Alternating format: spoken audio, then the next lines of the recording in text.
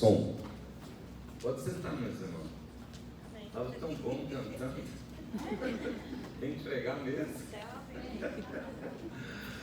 Ai. Bom dia a todos. Sejam todos bem-vindos nessa manhã, bem-vindos, amém? Graças a Deus, é um prazer muito grande estar aqui hoje, nessa manhã, para compartilhar com vocês, né, a palavra de Deus, amém?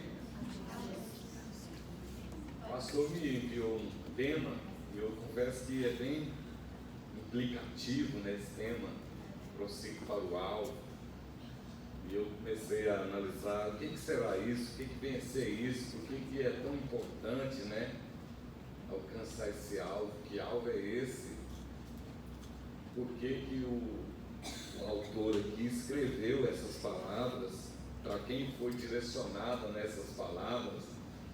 Todas essas são perguntas que ficam na nossa mente, né, para a gente entender melhor o texto. Aí eu fui analisar um pouco desse texto para a gente entender melhor a razão da qual ele quis ser esse alvo e qual é a importância dele para nós hoje. E aí eu fui, naquela época eu não tinha celular, né? Senão eu tinha mandado um e-mail, um WhatsApp, uma mensagem. Hoje a gente vive trocando mensagem e mandando, não é isso? Conversando com um parente, aí nem escreve carta mais hoje, né?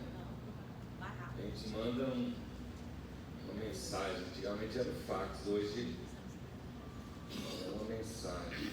Obrigado, minha irmã. A senhora já é obreira aqui, né? Vai chegar. Um dia a senhora é presbítera.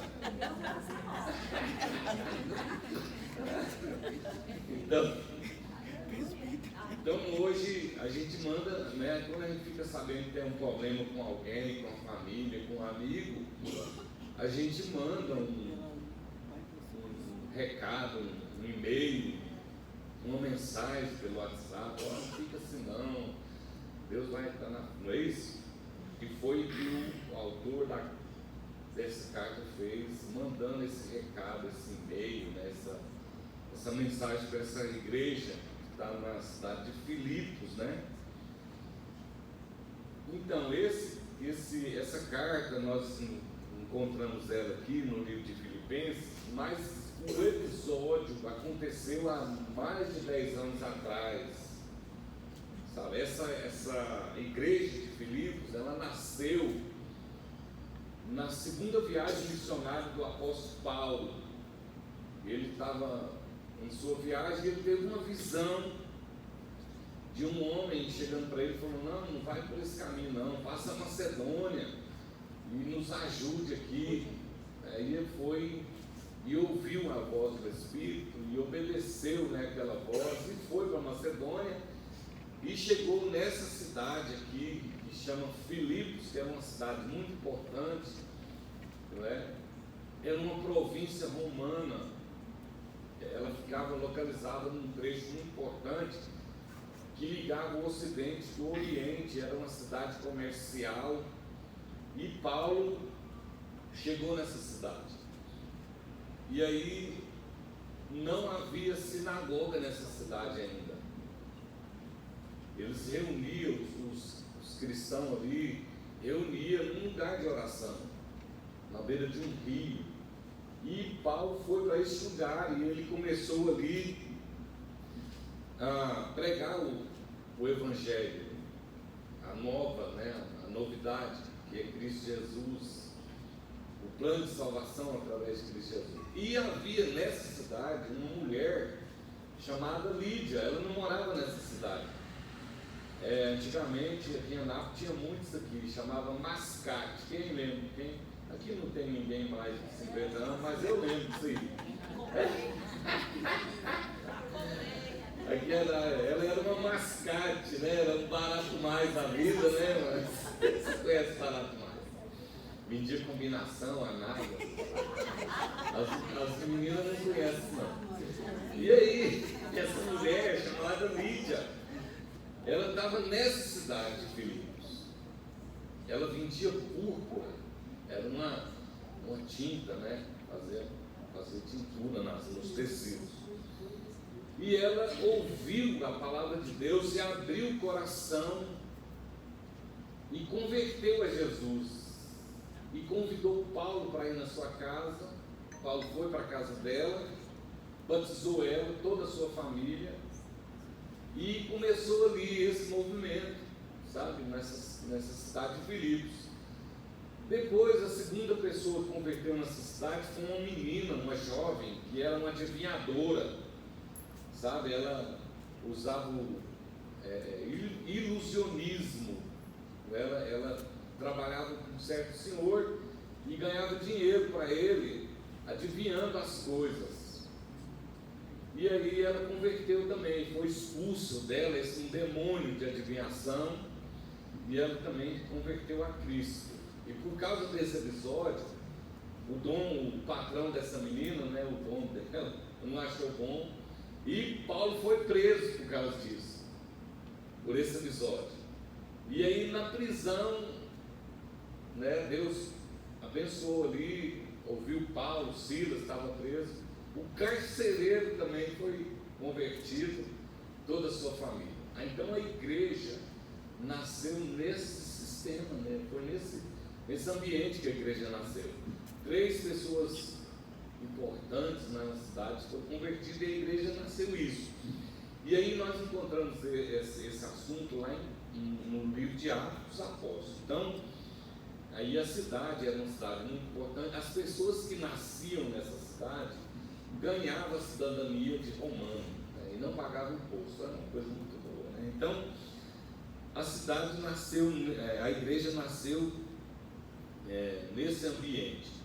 Isso já no ano 50. Agora, na segunda viagem missionária de Paulo, Paulo visitou essa cidade novamente, na sua terceira viagem missionária. E agora nós vamos já 10 anos na frente, que é a carta que nós lemos aqui, Filipenses capítulo 3. Vocês podem abrir aí, né? E a gente vê que já 10 anos se passaram, mais ou menos, já tem uma igreja viva nesse lugar, né? Funcionando muito bem. E aí o que a gente acontece? O que a gente vê? Qual o objetivo principal dele ter escrito essa carta? São 4 capítulos importantíssimos. Primeiro ele escreve porque agora já está preso, não tem como ele visitar a igreja mais. Ele já se encontra preso em Roma. E essa igreja que funciona lá em Filipos, na cidade de Filipos, na Grécia, envia donativos a Paulo, oferta para ele lá em Roma, ajuda ele lá, né, a pregar o evangelho, mesmo preso lá eles estão. E aí ele escreve essa carta para agradecer, né, o apoio financeiro à igreja. Olha, muito obrigado pelo empenho de vocês, né? Até a pessoa que foi levar esse dinheiro lá para Paulo, em Roma, adoeceu, quase morreu, né? E Epafrodito ficou doente. E ele escreve essa carta para agradecer a igreja, uma igreja calorosa, né?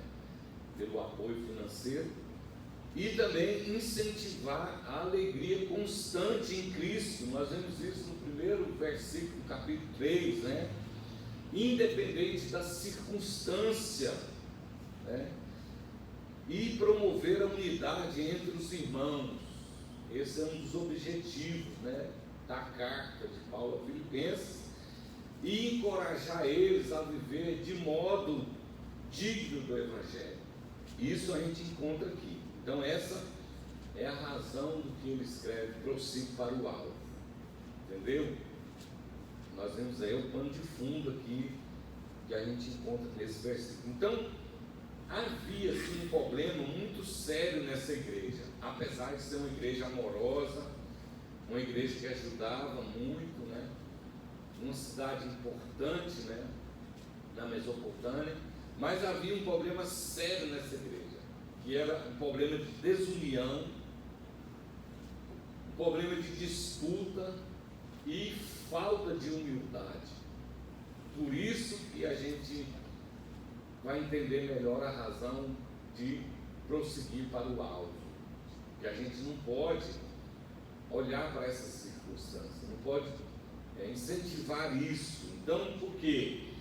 Essas questões que havia nessa igreja ameaçavam a harmonia da igreja, porque havia uma ambição, havia vanglória, um orgulho, um interesse pessoal pelos irmãos dali de Filipos. Eles tinham tudo isso, né, no seio da igreja, essa desunião, essa disputa, falta de humildade, esse orgulho, essa ambição. Apesar de ser uma igreja muito abençoada, essas questões havia dentro dessa igreja. Por quê? Porque são seres humanos, né? Todos nós somos seres humanos. A gente não tem asa ainda, né? A não ser que alguém aqui já alcançou isso. Então Paulo escreveu essa carta com o objetivo de sanar essas questões, e assim que ele tomou conhecimento do assunto, ele estava preso lá em Roma. Paulo, a igreja está bem, a igreja que ajuda muita gente, a igreja próspera, mas tem essas questões internas dentro da igreja, pessoas que procuram o próprio interesse, tem um orgulho, um perfeccionismo, faz a coisa para aparecer, né? É isso? E tudo isso Jesus ensina que não pode fazer. Quando ele escreve lá no livro de Mateus, capítulo 28, capítulo 23, quando ele faz de vós, escribas e fariseus, que dá o dízimo, disso e disso, ai de vós, escribas e fariseus, quando vocês vão orar, vão para a praça pública, né? Corta o cabelo, franjinha, usa camisa muito comprida, e ora em voz alta para todo mundo perceber, mas vocês são sepulcros caiados. Por fora está muito bonito, mas por dentro está tudo podre. E era o que Paulo estava querendo resolver nessa igreja, que era uma igreja muito boa, por sinal. É isso, apesar dessas questões. Em síntese, ele quis nos dizer que existe uma razão maior para se viver. Então, no capítulo 3, irmão, ele já se inicia com uma incoerência. É isso, a gente já começa a analisar aqui o capítulo 3, né? Os irmãos sabiam que ele estava preso lá em Roma. Os soldados estavam presos com ele, acorrentados no pé de Paulo. Estavam trabalhando na sua própria casa, mas estavam presos. Aí ele escreve: alegrai-vos, né, no Senhor. Amém. Glória a Deus. Aí a pessoa pega a carta, né? Hoje a gente usa o celular, né? Olha a mensagem, né? E aí fala assim, cara me faleceu, né? Não é não. Agora, assim, eu falei incoerência, porque como pode alguém ser alegre estando preso? Me explique isso aí. Eu não entendo às vezes, né? Você pega a mensagem ali, sabe que o camarada está preso, está ali preso ali embaixo, né? E ele está feliz, alegre, alegrai-vos. Então, assim, ele quis dizer que existe uma razão maior para se viver. A gente não pode ficar preso nessas questões de querer ser o melhor, de querer ser o maior, de querer fazer para aparecer, de ter esse orgulho, sabe? Tem um alvo maior a ser alcançado. Então ele começa dizendo: alegrai-vos no Senhor. Mais tarde nós vamos entender isso aqui melhor, certo? Para ele, Jesus é a razão maior da vida, mesmo quando as circunstâncias são desfavoráveis, são adversas. Jesus é a razão maior. Nós temos que entender isso, irmão. Nós precisamos entender isso. Amém? Mesmo quando tudo está difícil, ele deixa claro com as suas atitudes aqui nessa carta, em meio às situações em que ele estava vivendo. Ele deixa bem claro isso aí. Por quê? Isso não significa, irmão, fingir uma situação. A gente não pode fingir uma situação, é diferente, sabe? Aí a pessoa fala, aí você chega lá no velório, está lá a mulher chorando, a mãe dela morreu. Aí ela vai, estou feliz, minha mãe está morta ali. Ninguém faz isso, ou não? O que foi, mano? Não, estou feliz, por quê? Não, porque eu estou com câncer, né? Ninguém faz isso, certo? Paulo quis dizer o seguinte: olha, eu estou triste realmente, mas eu não estou abatido. Essa é a razão, é uma diferença. Não significa fingir uma situação. Nós não podemos fingir uma coisa. Vim para a igreja, está aqui cantando alegre, no sinal os irmãos cantam muito bem. Cantando aqui, você entendeu? E fingir uma coisa que não está acontecendo. O problema está lá fora. Existe uma situação. Não significa isso, sabe? A alegria aqui é no Senhor, não é nas coisas, não é em situações.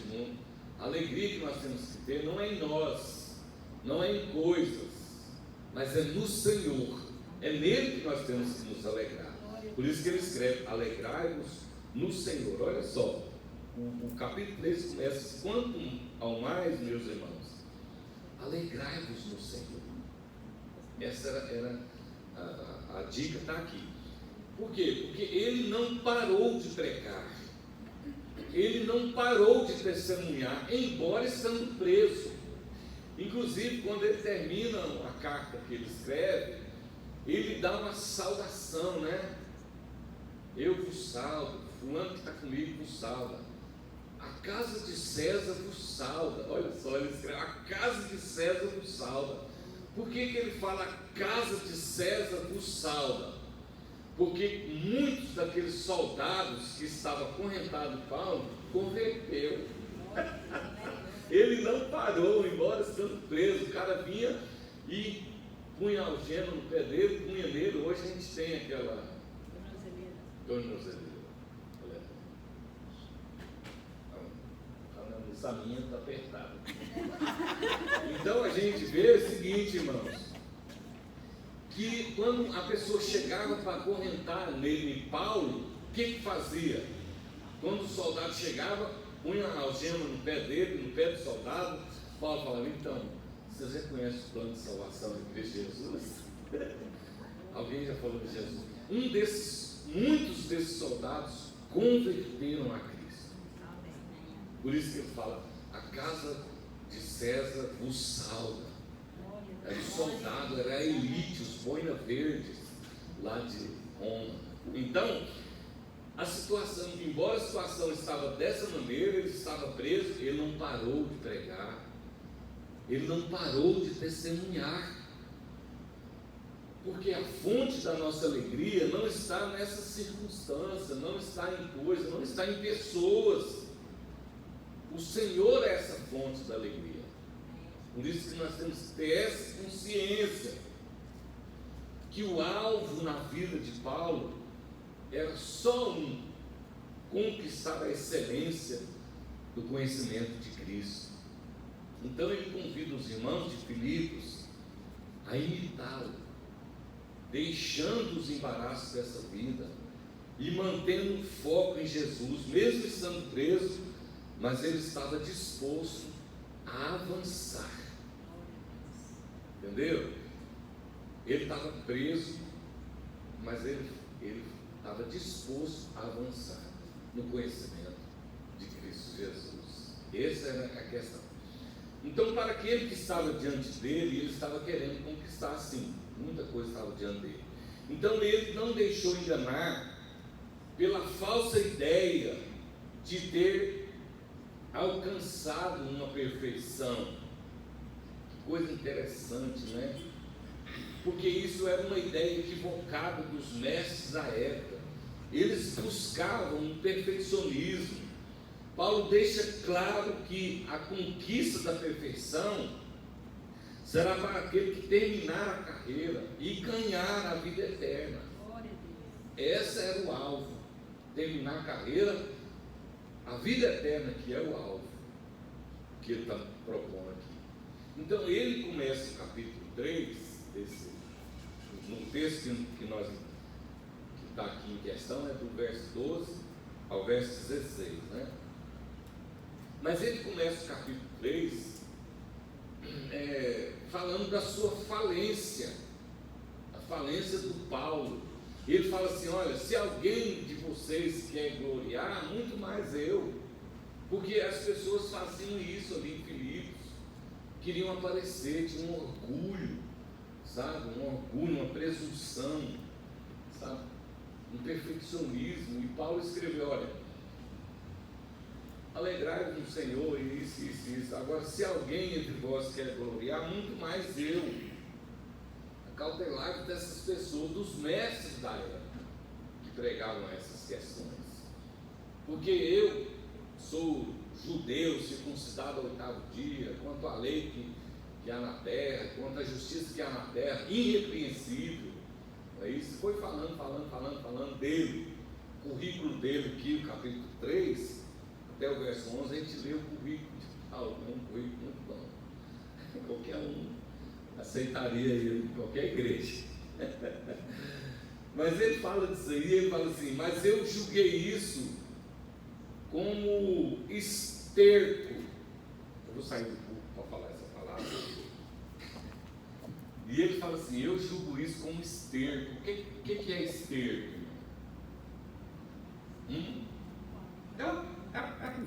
Fiquei com vocês, né? Ele fala: eu julgo isso como esterco para ganhar a Cristo. O verso 9: e ser achado nele. Olha a profundidade desse versículo. Paulo aceitou a falência dele, da pessoa dele, do eu. Ele matou o eu dele. Sou isso, sou aquilo, isso, etc. Mas eu não considero nada disso. Isso é esterco. Não serve para nada. Mas eu faço tudo isso para ganhar a Cristo e ser achado nele. Então, todas as vezes que alguém for até Jesus, encontrar Paulo em Jesus, ele é a cópia perfeita de Cristo. Olha só, eu julguei tudo isso como esterco para ganhar a Cristo e ser achado em Jesus. Então, quando alguém for em Jesus, encontrar ele, olha que coisa magnífica, irmão. Então, eu estou pesquisando aqui sobre uma pessoa maravilhosa, que é a pessoa de Cristo. Estou vendo aqui, né, a vida de Jesus, como ele viveu, como ele era com as pessoas, como ele agia diante de certas circunstâncias, certa situação. E tenho notado que ele se parece muito, né? Tem uma pessoa, né, que parece demais com ele. Então eu estou estudando Jesus aqui e ele parece muito com a irmã lá da igreja, Romilda. É a pessoa da Romilda. Está entendendo? Alguém foi em Jesus e encontrar você em Jesus. A importância disso. Então Paulo deixa claro que a conquista, que a perfeição será para aquele que terminar a carreira. Aleluia. E ganhar a vida eterna. Amém. Então o prêmio está no fim da jornada, certo? Esse termo perfeito que ele fala aqui tem um sentido diferente, empregado por Paulo aqui no texto. O termo perfeito refere a uma maturidade espiritual. Nós temos que alcançar essa maturidade. Você entendeu? Por isso que eu disse que não é fingir uma situação. Que quando a gente finge, a gente não é sincero, a gente não é autêntico, a gente não é verdadeiro. Não é isso que o texto quer dizer. Nós podemos até ficar tristes com a situação, mas isso não vai me tirar o foco. Eu não vou deixar de vir para a igreja por causa disso. Eu não vou deixar de participar do culto por causa disso. Eu não vou deixar de pregar Jesus por causa disso, porque não aconteceu comigo, porque eu não alcancei essa bênção, porque a vitória não veio, porque a cura não veio, porque a oração não foi respondida, porque eu tenho uma maturidade espiritual maior do que isso. Eu sei que o meu alvo não é nada disso aqui. Amém? Olha que tremendo. Quando você achou esse texto? Então a provocação do texto aqui é mostrar o grande perigo de estar satisfeito com a nossa vida espiritual. Sabe? Nunca devemos estar satisfeitos. No sentido, não é no sentido de reclamar, ficar reclamando, porque há pessoas que não estão satisfeitas com nada. Não é um problema de vocês, mas elas não estão satisfeitas com a igreja, não estão satisfeitas com Deus, não estão satisfeitas com ela mesma. Nada satisfaz. Porque o problema dessas pessoas são elas mesmas, não é a igreja, não é o pastor, sabe? São elas que não são satisfeitas. É uma reclamação, reclama de tudo é motivo de reclamação. É o problema da igreja dos Filipos. Tinha esse tipo de crente lá. Então o texto nos convida a sempre melhorar cada vez mais, conhecer mais a Cristo, ter uma vida de comunhão mais profunda com Ele, sabe? É isso que o texto está dizendo, demonstrar um serviço mais dedicado a Ele, dedicado a Jesus. O verso 12, ele fala o seguinte: não alcancei essa perfeição ainda. Olha só o verso 12, né? Não que eu tenha já recebido ou tenha já obtido essa perfeição. O sentido dessa perfeição aqui não é a pessoa ser perfeita, mas é nesse sentido de conhecimento, entendeu? No sentido de maturidade espiritual.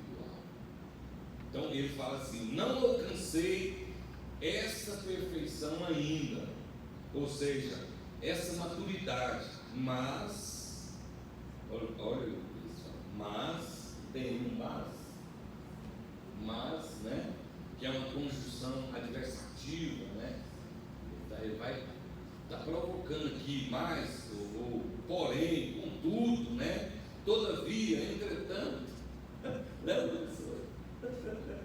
no entanto, olha só, eu não alcancei essa perfeição. No entanto, né, todavia, eu prossigo para alcançar. Eu não parei. Eu não estacionei. Entendeu? Eu não estou inativo, eu não estou inerte. Estou dinâmico. Eu quero, eu preciso ser. Olha que coisa tremenda. Mas eu prossigo para alcançar. Então o autor aqui nos fornece duas receitas importantes, se nós quisermos alcançar esse alvo. Amém? A primeira, essa é a primeira palavra, e a primeira coisa importante para nós alcançarmos esse alvo, essa maturidade, esse dinamismo.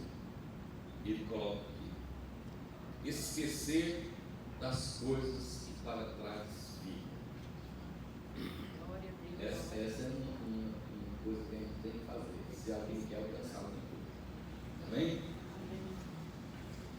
Porque esse negócio de ficar olhando no retrovisor, ele é complicado. Entenda, isso aqui não significa apagar na memória. Não é isso não. Entendeu? Não está falando assim de apagar a memória. Mas não viver preso no passado.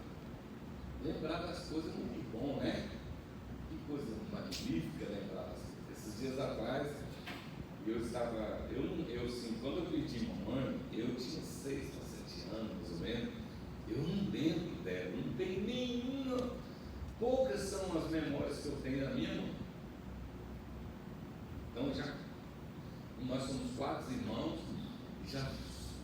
fomos todos adotados, famílias nos adotaram.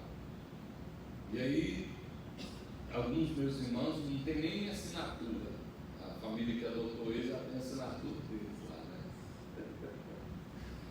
Mas é meu irmão, de carne, né? De carne e sangue, filho do meu pai, não, 4. A mais nova, caçulinha, tinha meses de nascido. E aí, o que acontece? Eu lembro pouco dela, mas na minha memória tem alguma coisa assim lá dentro guardada. E aí, quando eu pego uma lima, aquelas limas de chupar, e esfrego a unha nela, e quando eu cheiro ela, me remota lá atrás. Aí eu lembro da minha mãe.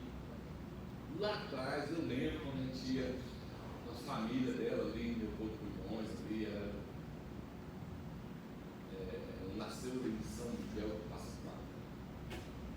E aí eu lembro de lá direitinho, na minha memória, quando eu cheiro a lima, porque lá tinha um pé de lima lá na casa da família lá, e eu gostava eu tinha 5, 6 anos, só isso que eu lembro, muito pouca coisa. Então esse esquecer aqui não é apagar a memória, porque tem muita coisa boa que a gente pode lembrar, tem? Mas é viver no passado, porque isso impede ver o agir de Deus. Olha só, vou mostrar para vocês. Isaías capítulo 43, verso 18, verso 19. Vamos lá, abra bem com vocês. Isaías 43, 18 diz assim: não vos lembreis das coisas passadas, nem considereis as antigas. Olha, o verbo está aqui no imperativo, é uma ordem quando o verbo está no imperativo. Não vos lembreis das coisas passadas, nem as considereis. Eis que eu faço coisa nova. E olha só, aí tem um ponto e vírgula, aí tem uma pergunta: porventura não percebeis? Tem um ponto de interrogação. É uma pergunta. Então, não lembreis das coisas passadas. Eu estou fazendo coisa nova. Vocês não estão percebendo, não? Olha só o texto, olha isso. Por que vocês não estão percebendo? Porque vocês ficam presos no passado. E isso impede ver o agir de Deus. Quantas pessoas ficam presas nas coisas lá do passado, meu? Não esquece, está aqui. Não perdoa, não põe uma pedra em cima, não deixa para lá. Sabe, fica considerando isso, fica mastigando essas coisas. Tudo isso tinha na igreja de Filipos. Então Paulo está dizendo assim: olha só o texto de Filipenses, capítulo 3, verso 12. Não que eu já tenha recebido ou já tenha obtido essa perfeição, mas prossigo para o alvo. E aí ele vai dizendo aqui embaixo, vamos ler aqui, verso 13: irmãos, quanto a mim, não julgo haver alcançado, mas uma coisa eu faço. Olha só, eu faço, 2 pontos. O que ele faz? Esquecendo-me das coisas que para trás ficam. Eu não vou considerar essas coisas, está lá no passado. Irmãos, já passou. Deus é um Deus de novidade. Sendo bom ou ruim, já passou. É a nossa história. Nós não podemos mudar isso que está lá atrás. Nós podemos mudar de hoje para frente. Aí sim nós podemos mudar. E outra coisa, nós não somos responsáveis por tudo que ocorreu conosco. talvez a responsabilidade não é nem nossa, o que seja, mas nós somos responsáveis para lidar com essas coisas quando elas nos ocorrem. Aí a responsabilidade é minha e sua. Como que você vai resolver essa questão? Como que você vai lidar com isso que está acontecendo com você? Como que você quer atingir esse alvo que é a sua vida aí, que você está almejando, alguma coisa, sei lá. Como que você enxerga isso? Como que você enxerga Deus nessa situação? Porque às vezes, mano, o Deus que a gente usou lá atrás, ele não funcionou. Para nós ele não está funcionando. O problema é ele. A igreja. Como que nós vamos lidar com essas questões? Então o texto é um convite. Deus está agindo mesmo quando não é óbvio. Ele está agindo. Esqueça o passado. Bom ou ruim já passou. O cara está preso. E ele foi preso por quê? Porque fez uma coisa boa. Ele estava pregando Cristo Jesus. Ele estava fazendo uma coisa boa e foi preso. Estava preso. Mas isso aqui não foi suficiente para parar. O cara vinha, trocava as algemas, era outro, o guarda trocava, né? Não sei qual que era, 12 por 24, 12 por 36. Mas eu tenho certeza, irmão, o texto não está dizendo isso, certo? Mas eu tenho certeza que o cara que saiu hoje, estava acorrentado em Paulo, o soldado, ele estava ansioso para chegar o dia dele para ouvir o cara, para ouvir ele. Essas coisas, o texto está falando isso aqui. Deus está agindo, mesmo estando preso. Muitas pessoas estão sendo convertidas. Muitas pessoas estão ouvindo o Evangelho. Muitas famílias estão sendo restauradas por causa do Evangelho, por causa de Cristo. Sabe? Então, a gente fica preso no passado e não foca no novo agir de Deus. Deus está agindo aqui. Vocês não estão percebendo o texto? Eu estou fazendo coisa nova, vocês não estão percebendo. Fiquem lá atrás. É isso? Amém? Amém. A outra palavra aqui, que é a outra receitinha, né, que ele montou aqui para os irmãos de Filipos, é avançar. Eu esqueço das coisas que para trás ficam. Eu avanço para aquelas que estão na minha frente. Então esse verso aqui, ele enfatiza a necessidade de continuar a crescer na vida, de não estacionar.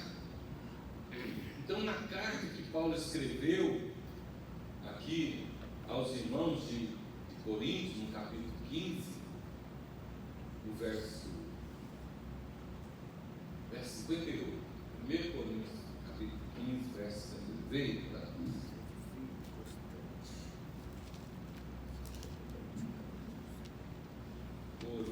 está atrás aí um pouquinho, irmãos, só olhar a Bíblia para trás aí um pouquinho, no capítulo 15 de 1 Coríntios, no verso 58, olha só o texto, tem outra conjunção aqui, né? Agora essa daqui já é diferente, né? É uma conjunção conclusiva, né?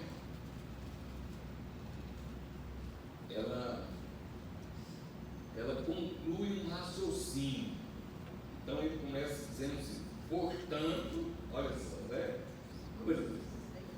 Quer dizer, logo, ou por isso, né? Ele está falando dos irmãos lá, os irmãos estavam preocupados na questão dos mortos, das pessoas que estavam morrendo, como é que ia ser, como que vê isso? É porque tinha um culto lá que eles faziam aos mortos. Aí Paulo fala dessa questão, né? Sobre isso. E aí no verso 35 ele fala assim: onde está a morte, a sua vitória, né? Onde está a morte, o teu aguilhão? O aguilhão da morte é o pecado, e a força do pecado é a lei. A lei é isso, a lei veio para nos humilhar. A lei veio para nos humilhar, porque ninguém dá conta de cumprir lei. Não dá conta de cumprir nem lei de trânsito, não. Ou dá? Não dá conta, não é para nós. Vive chegando multa aí, né? Passa no sinal. Então a força da lei é o pecado. O pecado é a força da lei. Como que a gente analisa isso? Aqui está a minha Bíblia. Aí a Bíblia está aqui, eu passo. Não, um copo de água está aqui. Melhor, esse bichinho está aqui. Ele está aqui em cima. E aí todo mundo passa por ele. Vê assim mais bonito. Mas não dá nem moral. Aí você escreve uma placa: não mexa, não toque. Põe aqui. Aí a gente faz isso, já fica coçando para pegar no negócio. Porque vira lei. Vira lei. Certo? Então a força da lei é o pecado. Então a lei veio para nos humilhar, sabe? Para nos jogar no chão. Então a força do pecado é a lei. Por quê? A lei, ela não consegue quebrar o pecado ou tirar o pecado. A lei é como se fosse uma radiografia. Quando você chega no hospital americano, aí tem alguma coisa errada com essa minha perna. Aí o médico, vamos tirar uma radiografia. Aí tira a radiografia, e aí a radiografia mostra que está quebrado. Mas a radiografia não consegue curar aquele quebrado. Pega a radiografia e põe em cima da perna, não cura. A lei é isso. A lei serve para isso, para nos humilhar. Só Jesus passou no crivo da lei. Nós não. Por isso que ele veio. Então Paulo está dizendo assim, ó: onde está a morte, a sua vitória? Onde está o teu aguilhão? O aguilhão da morte é o pecado. Por quê? Porque o pecado, ele mata. O pecado mata. Aí ele fala assim: graças a Deus que nos dá a vitória por intermédio de Jesus Cristo. Então Jesus é a nossa vitória. Amém. Sobre a lei. Então eu não vou pegar nesse negócio aqui porque é proibido, é pecado. Eu não vou pegar porque eu não quero. Então o pecado, a lei tem que ser assim para nós. Eu não vou fumar, não vou beber, não vou prostituir porque é pecado. Não, porque eu não quero. Cristo é maior na minha vida.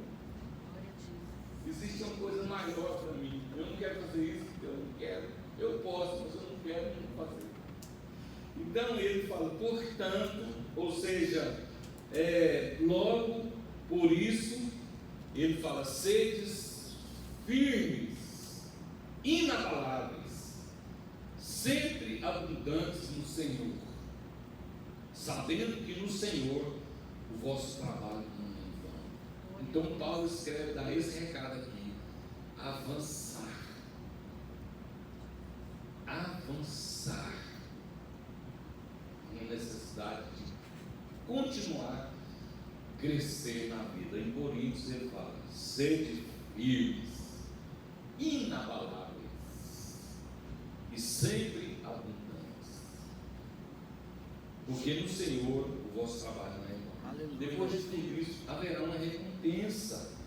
Então, meus amados irmãos, sempre firmes e inabaláveis, sempre abundantes na obra do Senhor, porque o vosso trabalho não é em vão. Então, o recado de Paulo aqui para os irmãos de Filipe foi esse: eu prossigo para o alvo, eu não vou ficar olhando para trás, eu não vou ficar parado, eu não vou ficar inerte, eu vou continuar fazendo, mesmo eu não aguentando, mesmo sabendo que está tudo de você vai continuar seguindo esse Deus, você vai continuar indo para a igreja. Eu vou. Isso não é um vício, isso faz parte da minha vida, está aqui dentro. Eu quero isso para mim, eu preciso disso, e eu não vou fazer isso para aparecer, para todo mundo me ver que eu estou fazendo, não é nada disso. Eu vou continuar trabalhando, vou continuar fazendo o que eu tenho que fazer. Olha só que coisa interessante, né, irmãos? Para nós que somos pastores, talvez é mais difícil um pouco, porque nós temos a igreja, temos que dar conta da Deus, da igreja, temos que zelar, mas nós temos a família, nós temos uma esposa, nós temos filhos, para quem trabalha, tem um patrão, tem que cumprir um horário. Não é isso? Não é? E na igreja nós somos pastores, em casa nós somos marido. Aí não resolve, em casa não resolve as coisas. O sangue de Jesus tem poder. Fazer coisa errada, pau come, pau quebra. Não é isso? Então não podemos ficar inertes, ficar olhando para o passado, para as coisas lá atrás, que atrapalham ver o agir de Deus nas nossas vidas. Então, esse é a provocação que o apóstolo Paulo aqui escrevendo aos irmãos de Filipos: prossiga para o alvo. Amém? Vamos colocar de pé. Amém, Jesus.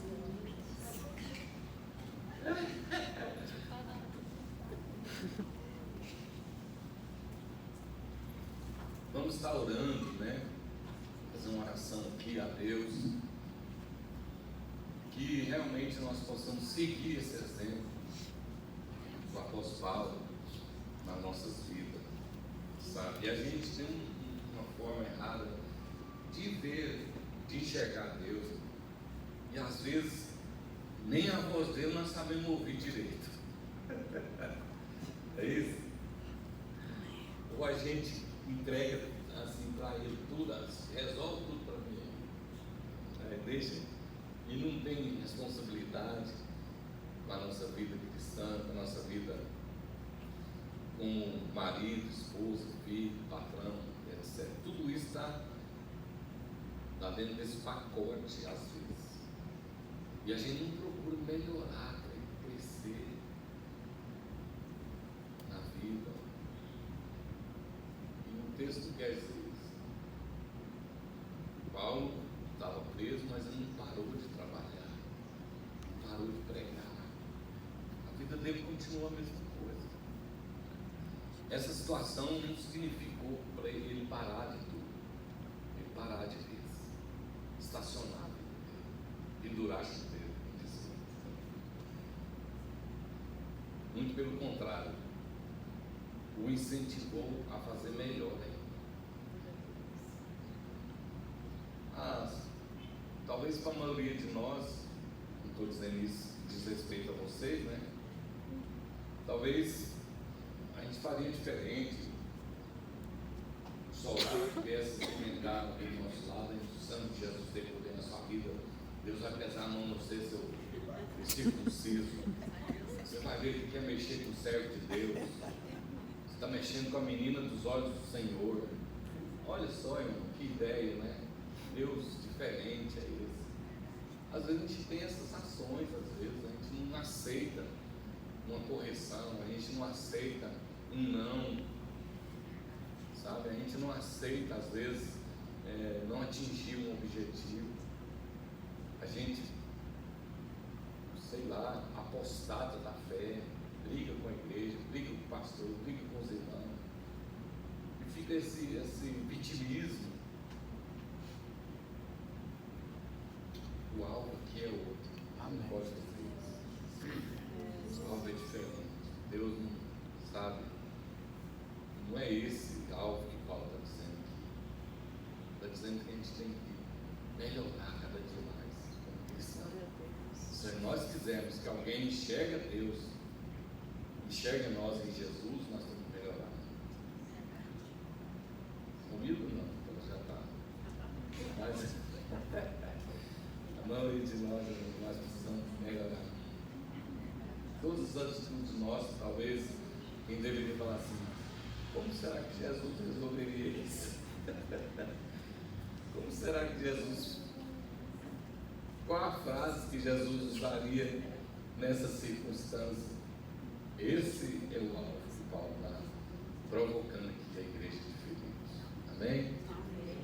Não sei como está a sua vida, como você entrou aqui hoje, né? Não sei, Deus é que sabe, né? Ele conhece todas as coisas. Dias atrás aconteceu um fato interessante comigo, né? Eu fui convidado a pregar numa igreja e eu quase não saio, e conheço poucas igrejas, poucos pastores. Enfim, eu fui protelando, né? 1 mês, 2 meses, até que chegou um dia que não teve jeito, eu fui pregar nessa igreja. E o tema era milagre. E foi justamente na semana que eu estava fazendo a cirurgia. Eu tive que ir lá e pregar sobre milagres. E a minha mulher precisando de milagres. Não entende? Eu falei assim: eu não vou pregar nessa igreja. Como que eu vou pregar sobre milagres se o Senhor não... Olha só que ignorância minha. Mulher, não é não? Olha só. Vem, não, a mulher está boa, graças a Deus. Então assim, nós não devemos agir muitas vezes em decorrência às adversidades, aquilo que está nos ocorrendo ao nosso redor. Amém? Não sei como você entrou aqui na sua vida, mas eu tenho certeza que você precisa de algo, de alcançar alguma coisa. E eu espero que essas palavras te incentivem a você a melhorar e a enxergar a Deus de uma forma diferente e a vida de uma forma diferente, e saia daqui hoje com uma nova perspectiva na sua frente. Amém? Amém? Amém. Vamos orar então? Amém. Amém. Vamos, faça com a mão. Pai, em nome de Jesus, eu quero te louvar, te agradecer, ó Deus, pela pessoa de Jesus, pelo Espírito Santo que está presente aqui em nosso meio, por cada irmão que entrou por essas portas, que precisa de uma resposta, que precisa de um milagre, que precisa, que necessita de uma libertação, ó Pai. Que essas palavras, ó Deus, não sejam motivos, ó Deus, de desistir, mas sim de avançar para frente, ó Pai. E em nome de Jesus, que nessa manhã nós possamos mudar a nossa perspectiva em relação ao Senhor, em relação à obra, em relação a enxergar o Senhor em nossas vidas, ó Pai. Trabalhe no coração, na mente de cada irmão que entrou aqui nessa manhã, ó Pai. Que nós possamos sair daqui hoje diferente, não como entramos, mas sabendo que o Senhor é um Deus que está agindo, que age, um Deus que está fazendo novas coisas. Pai, em nome de Jesus, ó Pai, abençoa aqui cada irmão, a direção desse trabalho, os irmãos que estão à frente, ó Deus. Pai, que a misericórdia do Senhor seja o alvo desses irmãos, ó Pai, em nome de Jesus, nós oramos e agradecemos o Senhor, ó Pai. Amém. Amém. Amém. Deus abençoe vocês.